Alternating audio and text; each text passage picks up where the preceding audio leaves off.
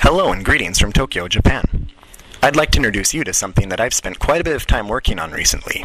It's the English version of the famous Japanese comic Peske.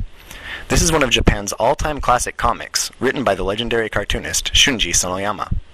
This is the first complete volume of Peske, and since it introduces his dog Gatapish, it is aptly named Peske 1, over here Gatapish. Peske is a classic comic about an old-school salaryman, and follows him through his daily life both in and out of the office. For those interested in Japan, this comic will definitely give you a unique and humorous look into an office culture that in some ways is similar, and some ways very different from that of the West.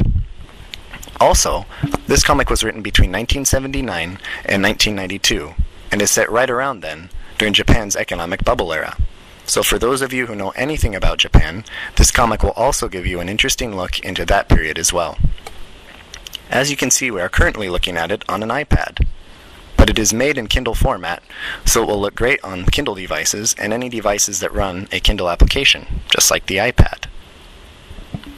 Alright, getting back to the comic, one more thing I wanted to mention is that this comic also focuses quite a bit on Peske's lovable dog Gatapish.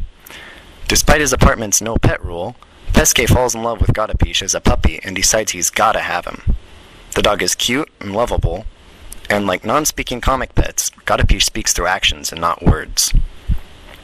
So basically, if you're interested in seeing what life of a Japanese salaryman is like, or if you enjoy funny comics with a good pet sidekick, then Peske might be a good read for you. Also, if you've ever been to or lived in Japan, this comic should probably bring back quite a few memories. But keep in mind that this is set between 20 and 30 years ago, so it might not be exactly the same Japan that you experienced. Phones still have cords, and video games are still pixelated. Alright, so let's take a few more screenshots here.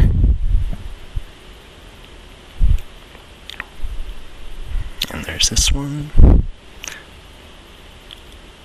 And one other thing that I wanted to mention is that if you look closely here on the side, you'll notice that some of the strips have annotations written to help you understand any cultural, religious, or any other points that might be hard for non-native Japanese to understand without them, so that's kind of a cool feature.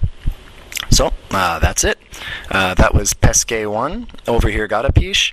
Also, please take a look at our website and see what else we have up. Thanks, and goodbye.